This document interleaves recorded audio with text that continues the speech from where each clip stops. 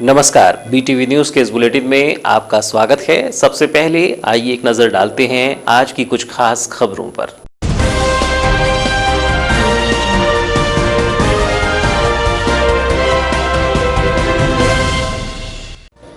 भारत बंद का जिले में दिखा मिला जुला असर। कांग्रेसियों ने नगर में घूम घूम कर प्रतिष्ठान कराए बंद। किसानों के समर्थन में सड़क पर उतरे कांग्रेसी। तीनों विधेयकों को वापस लेने राष्ट्रपति के नाम सौंपा ज्ञापन। मिश्रित पैथी के खिलाफ सड़क पर उतरे प्राइवेट डॉक्टर। केंद्र सरकार की नीति का जताया विरोध। हाथों में तख्ती लेकर किया सांकेतिक प्रदर्शन। स्थानीय अंबेडकर चौक के समीप किया प्रदर्शन। नगरीय निकाय चुनावों के लिए होगी आरक्षण प्रक्रिया। नगर पालिका परिषद अध्यक्ष के लिए होगा आरक्षण। 9 दिसंबर को भोपाल में होनी है आरक्षण प्रक्रिया। आरक्षण को लेकर जिले में बढ़ी चुनावी सरगर्मी। आरक्षण होते ही नजर आएगी राजनीतिक सरगर्मी।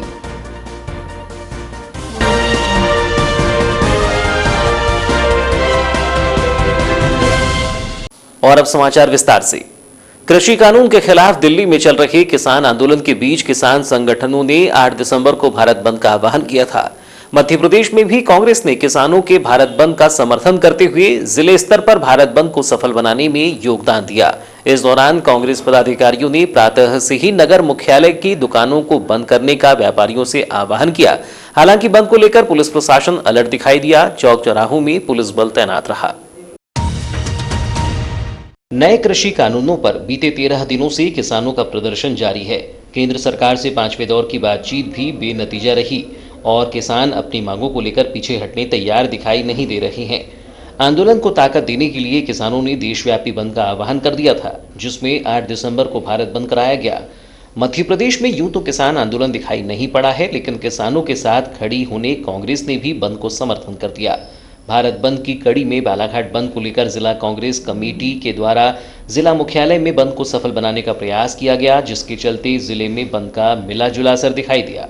प्रातः से जिला कांग्रेस कमेटी के अध्यक्ष विश्वेश्वर भगत, पूर्व विधायक मधु भगत, ब्लॉक अध्यक्ष श्याम पंजवानी, किसान कांग्रेस प्रदेश सचिव अंजू अवस्थी, कांग्रेस सेवा दल के अध्यक्ष सौरभ लोधी, मकसूद खान सहित अन्य कांग्रेसी नेता मौजूद रहे, जिन्होंने नगर में घूम घूम कर नगर के व्यापारियों से भारत बंद में सहयोग की अपील की। याद हो कि एक दिन पूर्व ही नगर में कांग्रेस पदाधिकारियों ने भारत बंद को लेकर चैम्बर ऑफ कॉमर्स से चर्चा की थी, जिसके चलते दोपहर 1 बजे तक की सहमति बनी थी। हालांकि इस दौरान प्रातः से कुछ व्यापारियों के द्वारा दुकानें खोलकर व्यापार किया जा रहा था, लेकिन कांग्रेस पदाधिकारियों के आग्रह के बाद व्यापारियों ने अपने प्रतिष्ठान बंद कर दिए। किसानों के समर्थन में बालाघाट बंद, बालाघाट बंद, बालाघाट बंद, बंद बंद बंद, बालाघाट बंद, बालाघाट बंद, बालाघाट बंद। जिला कांग्रेस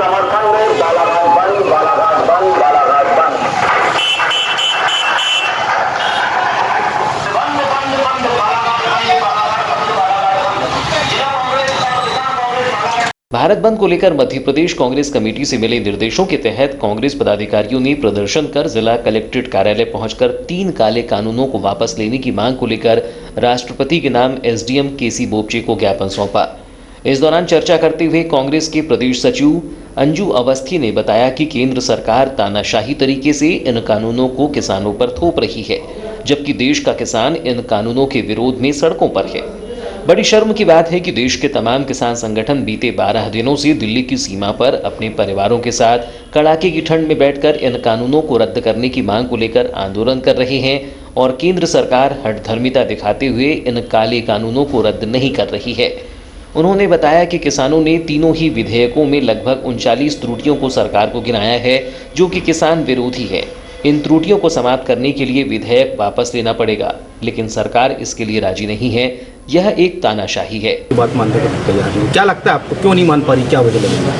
देखिए, जो नियम उन्होंने बनाए हैं उनमें इतनी ज़्यादा त्रुटियां हैं कि जब दिल्ली में किसानों से उनने वार्तालाप किया, उनने पूछा कि आप बताइए कि इन जो विधेयकों में क्या त्रुटियां हैं, तो जब किसान गिनाने गए तो एक के बाद करते 39 त्रुटियां गिना दी उनको। 3 विधेयक के साथ साथ 39 त्रुटियां ऐसी गिना दी उनने जो इन विधेयकों में कमी है, जो किसान विरोधी हैं। अब इतनी सारी त्रुटियां या तो विधेयक वापस होके ही खो सकती हैं पूरी, बिना विधेयक वापस किए तो कुछ हो नहीं सकता, और विधेयक वापस करना चाहते नहीं हैं तो उसके लिए आंदोलन करना पड़ेगा, जो हम लोग यहाँ से कर रहे हैं। और बाकी किसान भी, पूरे देश का किसान आज जागरूक हो गया है, समझ में आ गया सबको कि ये तानाशाही हो रही है, बिना किसी का समर्थन लिए, बिना किसी के कुछ बात किए एक नियम पारित कर देते हैं, तानाशाही है। और इसके विरोध में पूरा किसान जागरूक होकर आज खड़ा है सामने। पूर्व विधायक मधु भगत ने किसानों के समर्थन में कहा कि वर्ष 2014 से जब से ये मोदी सरकार देश पर काबिज हुई है, तब से तानाशाही रवैया अपना रही है। यह सरकार अन्य किसी संगठनों की बिना सहमति के ही बिलों को थोपने का काम कर रही है। किसान आज देश की रीढ़ की हड्डी हैं, लेकिन आज किसानों के लिए किए गए इतने बड़े फैसले के लिए भी सर्वदलीय बैठक नहीं बुलाई गई। उन्होंने कहा कि इन कानूनों में न्यूनतम समर्थन मूल्य की कोई गारंटी का जिक्र नहीं है। इन कानूनों से मंडी व्यवस्था समाप्त हो जाएगी। इन कानूनों से सिर्फ कारपोरेट जगत को फायदा होगा और जमाखोरी व मुनाफाखोरी को बढ़ावा मिलेगा। यह काले कानून पूरी तरह से किसान विरोधी हैं। निश्चित तौर पे 2014 से जब से नरेंद्र मोदी सरकार भारतीय जनता पार्टी की काबिज इस देश पे हुई है, तब से सिर्फ तानाशाही ही चल रही है। ये सरकार विदाउट संगठन को, बिना दल को सहमति में लिए, कॉन्फिडेंस में लिए, ये सिर्फ अपने एक थोपने का काम करती है। आपने देखा होगा कि पूर्व में नोटबंदी भी हुई, जीएसटी भी हुई, सारी चीज़ें हुई। किसान इस देश की रीढ़ की हड्डी है। किसान को भी कॉन्फिडेंस में नहीं लिया गया, सर्वदलीय बैठक नहीं हुई कि हम ऐसा बिल लाना चाहते हैं। कौन सा ऐसा किसान है जो ये नहीं चाहता कि उसकी उपज जो हो उसका मूल्य अच्छा ना मिले।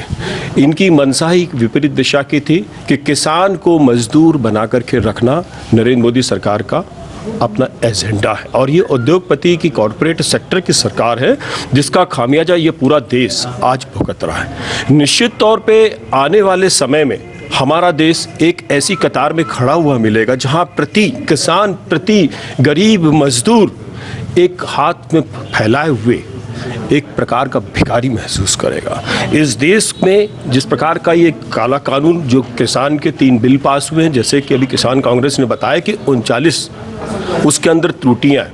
निश्चित तो मैं बहुत बहुत धन्यवाद देना चाहूँगा उस हरियाणा को, उस पंजाब के उस किसान को और इस देश के उस किसान को जिन्होंने एक सही दिशा में मार्गदर्शक देते हुए किसानों को जागृत करने का काम किया। निश्चित हमारी कांग्रेस सरकार ने, हमारे राष्ट्रीय नेतृत्व ने इसमें समर्थन दिया।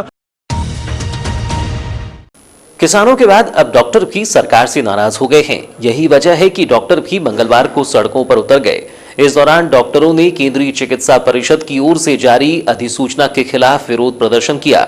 बता दें कि इस अधिसूचना के तहत स्नातकोत्तर आयुर्वेद सर्जरी के छात्रों को भी आधुनिक चिकित्सा और शल्य चिकित्सा प्रक्रियाओं का अध्ययन करने और अभ्यास करने की मंजूरी दी गई है। इसी वजह से देश भर के डॉक्टर नाराज हैं। आयुर्वेद डॉक्टरों को सर्जरी का अधिकार देने के फैसले के खिलाफ इंडियन मेडिकल एसोसिएशन आईएमए से जुड़े प्राइवेट डॉक्टर्स ने मंगलवार को प्रदेश सहित जिले में भी सांकेतिक विरोध किया। इस दौरान आईएमए के डॉक्टर छोटे छोटे ग्रुप में हाथों में तख्ती लेकर सांकेतिक विरोध किया। स्थानीय एलआईसी चौक के समीप किए गए इस प्रदर्शन के दौरान आईएमए से जुड़े समस्त चिकित्सक मौजूद रहे। प्रदर्शन को लेकर आईएमए की जिला अध्यक्ष अनीता पाराशर ने बताया कि सरकार के द्वारा आयुष चिकित्सकों को सर्जरी करने की जो अनुमति दी गई है, जिसका हम विरोध कर रहे हैं। उन्होंने कहा कि सरकार का यह निर्णय रोगियों के साथ एक बहुत बड़ा खिलवाड़ है। आईएमए आयुष चिकित्सकों के खिलाफ नहीं है, लेकिन केंद्र सरकार ने जिस तरह से बिना किसी तैयारी के देश में मिश्रित पैथी को बढ़ावा दिया है, वह गलत है। केंद्र सरकार को इस निर्णय को लेने से पहले सभी पहलुओं पर विचार करना था। मंगलवार को डॉक्टर्स ने सांकेतिक विरोध दर्ज कराया। जो मिक्सोपैथी अभी सरकार ने शुरू करी है कि जो आयुष डॉक्टर्स हैं वो सर्जरी भी कर सकते हैं। आयुष डॉक्टर्स वैसे एलोपैथिक मेडिसिन तो लिखते ही है, ट्रीटमेंट भी करते हैं, लेकिन अगर उनको आप सर्जरी भी कराने देने लगेंगे तो फिर इसका हम विरोध करते हैं, क्योंकि आयुष डॉक्टर सर्जरी नहीं कर सकते। और वो किस तरह आप किसी आयुष डॉक्टर से अपना बड़ा ऑपरेशन करवाना चाहेंगे? तो ये इसलिए हम लोग विरोध कर रहे हैं। क्या कुछ रोगियों के साथ खिलवाड़ होगा? ये क्या कुछ समस्या आ रही है इस कानून से? कानून ये कह रहा है कि हम आयुष डॉक्टर्स को ही सर्जरी की परमिशन देंगे। तो आयुष डॉक्टर्स है, क्योंकि वो लोग सरकारी ये वाले प्राइवेट हॉस्पिटल्स में काम करते हैं, तो वो लोग सर्जरी में असिस्ट करते हैं, लेकिन असिस्ट करना और सर्जरी करना it's not the same thing. तो वो नहीं कर सकते, तो वो इसके लिए वो लोग उनको परमिशन दे रहे हैं। इस दौरान आईएमए के सचिव पंकज महाजन, पूर्व अध्यक्ष डॉक्टर बीएम शरणागत, प्रवीण ज्योतिषी, डॉक्टर राहुल बोरकर, वेद प्रकाश टिल्हारे सहित आईएमए संगठन से जुड़े चिकित्सक मौजूद रहे। 5 वर्षीय नगरीय निकाय चुनाव को लेकर 9 दिसंबर 2020 को संपूर्ण प्रदेश के लिए आरक्षण होने जा रहा है, जिसमें प्रक्रिया के तहत 407 नगरीय निकाय एवं प्रदेश के 16 नगर निगमों के लिए आरक्षण की प्रक्रिया अपनाई जाएगी।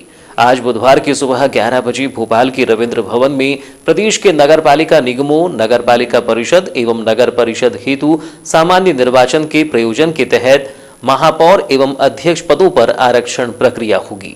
बालाघाट जिले की 5 निकायों में होने वाले चुनाव को लेकर सरगर्मी बनी हुई है और अब तक इन निकायों में आरक्षण और अध्यक्ष की कुर्सी का घमासान क्या रहा, आइए जानते हैं। नगरीय निकाय चुनाव को लेकर राजनीतिक रूप से लंबा इंतजार हो चुका है। बीते समय 2014 नवंबर में चुनाव संपन्न करा लिए गए थे, लेकिन कार्यकाल पूर्व होने के पश्चात भी वर्ष 2019 में 5 वर्षीय कार्यकाल के लिए चुनाव नहीं हो सके। प्रदेश में बीते माह 28 सीटों पर उपचुनाव हुए तथा भारी जीत के साथ पुनः एक बार फिर भाजपा की सरकार बनी और चुनाव संपन्न होने के 1 माह के भीतर ही अब निकाय चुनावों का श्री गणेश प्रदेश की महापौर, नगरपालिका एवं नगरपालिका परिषद की सीटों के आरक्षण से 9 दिसंबर बुधवार से प्रारंभ होगा और निश्चित ही आरक्षण की प्रक्रिया में अध्यक्ष की सीट किस वर्ग के खाते में जाती है, यह तय होते ही चुनावी सरगर्मी बढ़ जाएगी और जीत हार के समीकरण लगने प्रारंभ हो जाएंगे। बता दें कि वर्ष 1994 से नगरीय निकाय चुनाव का बिगुल बजा। इसमें पूर्व लंबे समय तक मनोनीत अध्यक्ष या प्रशासनिक कार्यकाल रहा। 1994 में अध्यक्ष पद को लेकर सीधा चुनाव न होकर पार्षदों द्वारा अध्यक्ष को चुना गया और कांग्रेस के भीम फूल सूंघे नगरपालिका के अध्यक्ष पद पर काबिज हुए तथा 1999 से अध्यक्ष पद हेतु सीधे चुनाव की प्रक्रिया अपनाई गई, जिसमें निर्दलीय प्रत्याशी के रूप में अनुभा मुंजारे ने अपनी दमदार जीत दर्ज की। तब अध्यक्ष पद पिछड़ा वर्ग के लिए आरक्षित था तथा 2004 में पुनः अनुभा मुंजारे ने अध्यक्ष पद के महिला आरक्षण में अपनी ऐतिहासिक जीत दर्ज की। इसके बाद कार्यकाल के पूर्ण होने से पहले ही खाली कुर्सी भरी कुर्सी का चुनाव हुआ, जिसमें भी अनुभा मुंजारे से जनता के बीच जाकर पुनः अपने आप को एक बार फिर साबित करते हुए जीत का परचम लहरा दिया। वर्ष 2009 के चुनाव में अध्यक्ष पद सामान्य वर्ग के लिए आरक्षित हुआ और भाजपा नेता रमेश रंगलानी ने पहली बार नगरपालिका अध्यक्ष पद पर कब्जा जमाते हुए कमल खिला दिया। उनके 5 वर्षीय सफलतम कार्यकाल के पश्चात वर्ष 2014 में चुनाव हुए और पिछड़ा वर्ग आरक्षण के चलते अध्यक्ष पद पर भाजपा के अनिल धुआरे ने जीत दर्ज कर ली। वहीं अब अध्यक्ष पद की कुर्सी पर आरक्षण अनुसार कौन बैठेगा, यह आज प्रक्रिया के तहत तय हो जाएगा। जब किसी वर्ग विशेष के लिए आरक्षण होगा और आरक्षण जिस वर्ग के खाते में जाएगा, स्वाभाविक है कि उस वर्ग के दावेदारों में खुशी के साथ ही उत्साहित माहौल देखा जाएगा और आज से ही इस ठिठुरती ठंड में राजनीतिक सरगर्मी बढ़ी हुई दिखाई देगी। कटंगी नगर परिषद में निकाय चुनाव की रोचकता हर चुनाव में दिखाई पड़ती रही है। यहां 1994 से 2009 के बीच हुए 4 चुनाव में कटंगी की जनता ने भाजपा और कांग्रेस दोनों को बराबर मौके दिए हैं, जबकि 2014 के चुनाव में कांग्रेस ने बाजी मारी थी और बीते चुनाव में अर्चना अनिल जैन ने कांग्रेस प्रत्याशी के रूप में जीत दर्ज की थी। चक्रानुक्रम के आरक्षण को देखा जाए तो कटंगी नगर परिषद के लिए वर्ष 1994 में अध्यक्ष पद अनारक्षित के खाते में आया था और इस चुनाव में कांग्रेस के सुनील जैन बाजी मारते हुए अध्यक्ष बने थे, जबकि 1999 के चुनाव में अन्य पिछड़ा वर्ग महिला के लिए आरक्षण हुआ तो भाजपा की गीता भोजराज देशमुख ने अध्यक्ष पद पर कब्जा जमा लिया। 2004 में अनारक्षित कोटे में सीट आने पर फिर एक बार कांग्रेस के सुनील जैन ने भाजपा प्रत्याशी को पटखनी दी। वहीं वर्ष 2009 का चुनाव एक बार फिर बाजी पलटने वाला साबित हुआ और अनारक्षित खाते में गई अध्यक्ष की सीट पर भाजपा के मेष देशमुख ने जीत दर्ज की। बीते चुनाव वर्ष 2014 की बात की जाए तो अनारक्षित महिला आरक्षण पर चुनाव लड़ते हुए कांग्रेस प्रत्याशी अर्चना जैन अध्यक्ष बनी थी, जिन्होंने हाल ही में अपना 5 वर्षीय कार्यकाल पूर्ण किया है। कटंगी में रोटेशन के आधार पर चले आ रहे आरक्षण को लिया जाए तो अनारक्षित संवर्ग में 3 बार आरक्षण हुआ है, जिसमें एक बार महिला प्रवर्ग अध्यक्ष पद रहा है। वहीं अन्य पिछड़ा वर्ग महिला के खाते में भी एक बार आरक्षण हो चुका है। इसलिए आगामी चुनाव के लिए होने जा रहे आरक्षण में अन्य पिछड़ा वर्ग सामान्य होने की प्रबल संभावनाएं व्यक्त की जा रही हैं। नगर परिषद लांजी में आरक्षण की बात की जाए तो यहां पहला चुनाव 26 जुलाई 2010 को हुआ था। तब परिषद गठन में अध्यक्ष पद के लिए पहली बार आरक्षण प्रक्रिया हुई थी, जिसमें यह पद अन्य पिछड़ा वर्ग महिला के खाते में आरक्षित हुआ था। वहीं वर्ष 2015 के चुनाव की बारी आई तो अध्यक्ष का पद अनारक्षित खाते में चला गया और वर्तमान में हो रही आरक्षण प्रक्रिया में क्या कुछ निकल कर आता है, इस पर निगाहें बनी रहेंगी। लांजी में हुए दोनों चुनावों की बात की जाए तो रोचकता साफ तौर पर देखी जाती रही है। वर्ष 2010 में भाजपा प्रत्याशी वनिता रामटेकर ने 2896 मत लेकर 812 मतों से जीत दर्ज की थी, जबकि उनकी निकटतम प्रतिद्वंदी रही समाजवादी पार्टी की मीरा समरीते को 2086 मतों से ही संतोष करना पड़ा था। बारी आई वर्ष 2015 के चुनाव की तो अनारक्षित पद के लिए अध्यक्ष पद का आरक्षण हुआ, जिसमें बसपा के टिकट पर मीरा समरीते ने 207 मतों से जीत दर्ज कराते हुए अपने निकटतम प्रत्याशी रहे भाजपा के योगेश रामटेकर को मात दी थी। इस चुनाव में समरीते को 2764 तो योगेश रामटेकर को 2557 मत हासिल हुए थे। अब आगामी चुनाव में भी नगर परिषद लांजी में वही चुनावी सरगर्मी दिखाई देने के आसार हैं। निकाय चुनाव के कार्यकाल में नगरपालिका परिषद वारासिवनी में बड़ा उतार चढ़ाव रहा है, जिसमें कुछ समय अध्यक्ष तो कभी प्रशासक को जवाबदारी मिली है। वर्ष 1994 से लिया जाए तो टी.डी. गुप्ता एवं निरंजन दास समय समय पर प्रशासक रहे थे। इसके बाद 1995 में लता पिपरेवार अध्यक्ष बनी। वहीं 1996 में प्रेमलाल गोखले को कार्यकारी अध्यक्ष बनाया गया। 1999 में अध्यक्ष का पद शशि येरपुड़े को मिला, जबकि वर्ष 2000 में इस पद पर निर्दोष मॉडल अध्यक्ष रहे। 2004 में आलोक खरे एवं निर्दोष मॉडल का अलग अलग तिथि में कार्यकाल रहा। वहीं 2005 में चुनाव हुए तो अध्यक्ष की कुर्सी पर डॉक्टर योगेंद्र निर्मल काबिज हुए, लेकिन इसी वर्ष में पुनः कार्यकारी अध्यक्ष अनीस बेग को बनाया गया, जबकि डॉक्टर योगेंद्र निर्मल वर्ष 2005 समाप्त होने से पूर्व फिर एक बार अध्यक्ष निर्वाचित हुए। यह ऐसा दौर था जब वर्ष 2005 में वारासिवनी की राजनीति में खासी उथल पुथल रही और आखिरकार डॉक्टर योगेंद्र निर्मल ने अपना 5 वर्षों का अध्यक्षीय कार्यकाल पूरा किया। बारी आई वर्ष 2010 के चुनाव की तो कांग्रेस प्रत्याशी स्मिता जायसवाल ने जीत दर्ज की। वहीं इसके बाद 2015 के चुनाव में भी कांग्रेस के विवेक विक्की पटेल अध्यक्ष निर्वाचित हुए और उन्होंने अपना 5 वर्षीय कार्यकाल पूरा किया। आगामी निकाय चुनाव के लिए होने जा रहे आरक्षण में क्या तस्वीर होगी, यह 9 दिसंबर को स्पष्ट हो जाएगा। मध्य प्रदेश युवा कांग्रेस चुनाव के लिए मतदान की तारीख तय हो गई है। 10, 11 व 12 दिसंबर को मतदान होगा। ऐसा पहली बार होगा जब किसी संगठन के चुनाव ऑनलाइन हो रही है। इसके लिए एक ऐप बनाया गया है। हर सदस्य को इसे डाउनलोड करना होगा। इसके माध्यम से 3,50,000 से ज्यादा सदस्य प्रदेश अध्यक्ष चुनेंगे। इसके अलावा प्रदेश महामंत्री, जिला अध्यक्ष, जिला महामंत्री व विधानसभा प्रभारी के लिए भी सदस्य वोट करेंगे। बता दें कि कांग्रेस की इकाई युवा कांग्रेस में वर्ष 2011 में चुनाव की शुरुआत हुई थी। मध्य प्रदेश युवा कांग्रेस में पहले निर्वाचित अध्यक्ष प्रियव्रत सिंह थे, जो बाद में कमलनाथ सरकार में ऊर्जा मंत्री भी बने। उस समय 2 साल का कार्यकाल था। अगस्त 2013 में दूसरे प्रदेश अध्यक्ष कुणाल चौधरी बने। कुणाल चौधरी अभी विधायक हैं। उनका कार्यकाल 2015 में समाप्त हो रहा था, लेकिन तब कांग्रेस ने अध्यक्ष का कार्यकाल 2 साल के बजाय 3 साल कर दिया था। हालांकि 2016 में भी युवा कांग्रेस के चुनाव नहीं हुए और कुणाल अब तक अध्यक्ष हैं।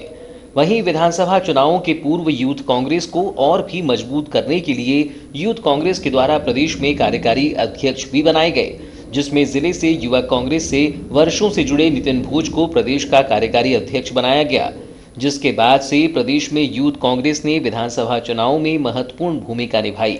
हालांकि इस दौरान विधानसभा चुनावों को देखते हुए यूथ कांग्रेस के चुनाव टल गए। लेकिन अब पुनः 7 साल बाद होने जा रही यूथ कांग्रेस चुनावों को लेकर प्रदेश में राजनीति गर्मा गई है। प्रदेश सहित जिले में भी यूथ कांग्रेस चुनावों को लेकर सरगर्मी बढ़ गई है। बता दें कि जिले में यूथ कांग्रेस के लगभग 60,000 सदस्य मतदान प्रक्रिया में भाग ले सकते हैं, लेकिन दावेदारों की माने तो 7 सालों के लंबे अंतराल के चलते मात्र 4,988 सदस्य एक्टिव हैं, जो कि 11 से 12 को मतदान कर सकते हैं।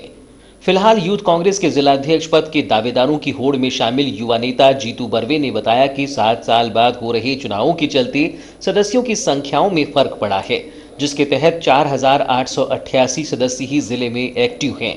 उन्होंने कहा कि संगठन में युवाओं को जोड़ने का प्रयास किया जाएगा। प्रदेश महासचिव को, जिला महासचिव को और जिला अध्यक्ष को और एक विधानसभा अध्यक्ष को, इस प्रकार 5 वोट किया जाएगा। क्या लगता है 8 साल बाद युवा कांग्रेस के चुनाव होने हैं? काफ़ी समय पहले सदस्यता अभियान चलाए गए थे, अभी क्या इतने सदस्य एक्टिव होंगे? इसका थोड़ा तो फर्क पड़ा है कि जितना कि जो 7 साल का गैप हुआ है, इसके माध्यम से कम 20 से 30% वोटिंग में कम आएगा। कितने सदस्य भी एक्टिव हैं? अभी एक्टिव सदस्य देखा जाए तो 4,988 दिखा रहा है, जबकि यहाँ पे हमने 7,000 कुछ सदस्य की सदस्य करवाई गई थी सभी हमारी युवा साथियों के माध्यम से। क्या प्राथमिकता होगी जीत के बाद युवाओं को आगे ले जाने की? हमारी जैसा कि मंशा है कि अधिक से अधिक युवाओं को संगठन में जोड़े और संगठन के प्रति कार्य करके आने वाले सभी युवाओं को हम संगठन से अधिक जोड़ा जाए। यूथ कांग्रेस जिलाध्यक्ष पद की दावेदारी में शामिल वर्तमान ग्रामीण जिलाध्यक्ष तबरेज पटेल ने कहा कि चुनावों की तैयारी चल रही है, युवाओं का अच्छा साथ मिल रहा है। चुनावों में लगभग 7,000 सदस्य मतदान करेंगे। ये जो है 2018 में इसकी शुरुआत हुई थी, वो चुनाव के मद्देनज़र ये उस टाइम चुनाव टाल दिए गए थे। अभी संगठन के जो चुनाव हो रहे हैं यूथ कांग्रेस के, इसमें बालाघाट पूरे ज़िले से जो विधानसभा हैं 6, उसमें से 7,000 सदस्य बने हैं, जो उसके ऑनलाइन जो वोटिंग करेंगे। चुनाव में सभी दावेदार हैं, अपना अपना पक्ष के सब चुनाव लड़ रहे हैं और युवाओं का सबका साथ मिल रहा है। अच्छा, हम जीतेंगे चुनाव। जिलाध्यक्ष पद के दावेदारी कर रहे वैभव विसेन ने कहा कि वह विगत 5 सालों से यूथ कांग्रेस से जुड़े हुए हैं। लगातार उन्होंने यूथ कांग्रेस को अन्य साथियों के साथ मिलकर मजबूत करने का कार्य किया है। पार्टी के द्वारा योग्यता के आधार पर पद दिए जाएंगे, जो कि सर्वमान्य होगा। नहीं, पिछले 5 सालों से 6 सालों से काम कर रहे हैं हम। इसके पहले NSY में काम किए, बाद में यूथ कांग्रेस में आए। हमारे बड़े भाई आदरणीय सम्माननीय परम सम्माननीय नितिन भोज जी के नेतृत्व में, जो हमारे प्रदेश अध्यक्ष हैं वर्तमान, हमारे बड़े भाई विशाल बिसेन जी जिला प्रवक्ता, हमारे सर्वमान्य नेता विश्वेश्वर भगत जी, इनके आदेशानुसार हमने जो यूथ कांग्रेस के संगठन को मजबूत करने के लिए विधानसभा चुनाव के पूर्व ही और कांग्रेस सरकार जब बनी 2018 में, उसके पूर्व ही हम सभी साथियों ने, चाहे मैं हूँ, जितेंद्र बघेल, अपना बर्वे जी हों, तबरेज भाई हों, रिकाब भाई हों, हम सब लोगों ने मिल करके सभी युवा शक्ति का परिचय देते हुए अपने नए साथियों को जोड़ा था। हजारों की संख्या में हमारे यूथ कांग्रेस के कार्यकर्ता हमारे साथ जुड़े हुए हैं और आगे भविष्य में और जुड़ने वाले हैं। जो हमारे जो कार्रवाइयाँ चल रही है संगठन की, हम अपने संगठन को और मजबूत बना रहे हैं और बल दे रहे हैं। उसी के मतलब कड़ी में जो है अभी इलेक्शंस हो रहे हैं और हमारी पार्टी में जो है योग्यता के आधार पे पदों को बांटा जाता है। बाकी दूसरे पार्टियों को जैसे रेवड़ी नहीं बांटी जाती, मुँह देखी कार्रवाई यहाँ पे नहीं होती। कांग्रेस में यहाँ पे जो काम करता है उसको कार्रवाई होती है, उसको पद मिलता है। और आदरणीय हमारे प्रदेश अध्यक्ष नितिन भोज जी ने जो मतलब जो फैसला करेंगे, जो फाइनल होगा, वही अध्यक्ष बनेगा, वही निर्वाचित होगा। तो ये थी अब तक की खबरें। नई खबरों के साथ एक बार फिर हम हाजिर होंगे। तब तक के लिए दीजिए इजाजत। नमस्कार।